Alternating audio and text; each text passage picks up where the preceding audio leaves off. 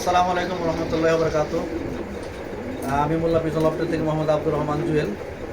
তো আশা করি সকল আমার ফ্যান ফলোয়ার সকল ভালো আছেন, আমি আলহামদুলিল্লাহ অনেক ভালো আছি। তো আপনাদেরকে আমি বলেছি এখন থেকে আমি সেল পোস্ট দিব, কারণ সবাই দেয়। তো আপনাকে বলেছেন সেল পোস্ট দিতে, সেল আপডেট। তো আমি দিচ্ছি।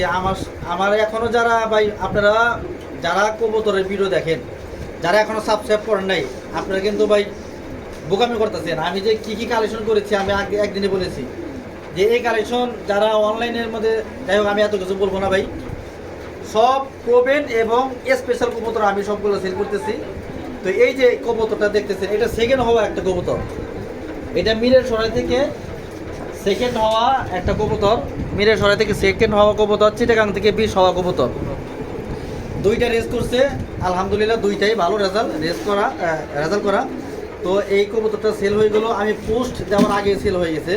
তো আমার এক ভাই ব্রাদার এটা কবুতরটা নিল।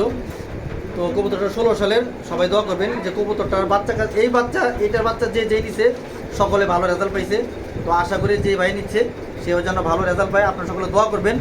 আর সকলে মোল্লা পিজন লফটের প্রত্যেক ভিডিও দেখবেন এবং আমার চ্যানেলের পাশে থাকবেন।